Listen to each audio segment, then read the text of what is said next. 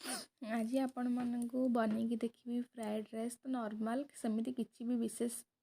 दरकार पड़नी मु किसी भी एत यूज करनी सामग्री सबू देख तेल मु नॉर्मल जीरा पकईदेली तापर कंचा लंका पकईदेली तापर किसी पियाज पकईदेली तापर पियाज टे भल से आम भाजी नवा आउ सेपट कड़े मु किसी गाजर किसी कोबी ताको मु भल से छाणी दउची आउठी टमाटो काटी दउची पकईदबा किसी पनीर नहीं पकईदबा आपन चाहले छोट छोट काटी बीन्स मटर छुई भी मध्य ग्रीन मटर बीन्स पकई परिवे आउ कैप्सिकम मध्य आपण पकई परिवे एठी मु टमाटो ऐड कर देली तापर ये भल से भाजी हो गला आमर तापर ये मुझे किसी मेथी पत्र पकईदेली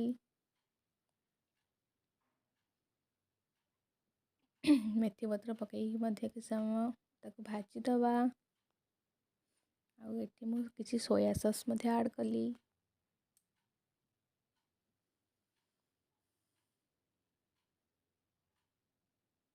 तापर जो काटिकी रख आप जब पनीर न खाती ताको भी स्किप करें किसी असुविधा नहीं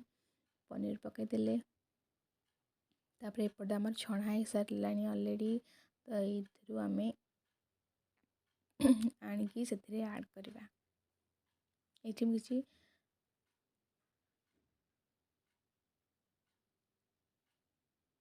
करी पाउडर पकईदेली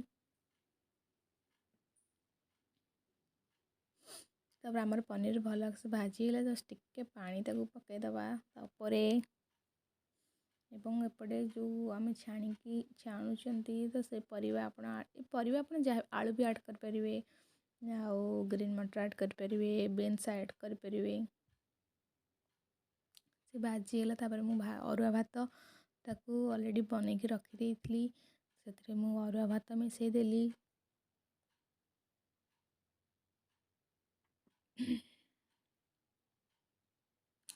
तापर आउ टिके सोया सॉस देबे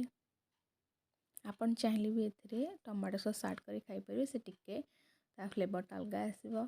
तो मुझे टमाटो सॉस ऐड करनी आपन चाहले ऐड करी खाई परिवे आ आपन निज स्वाद अनुसार लुण पकई खाई परिवे ए भी हमर गरमा गरम फ्राइड राइस रेडी।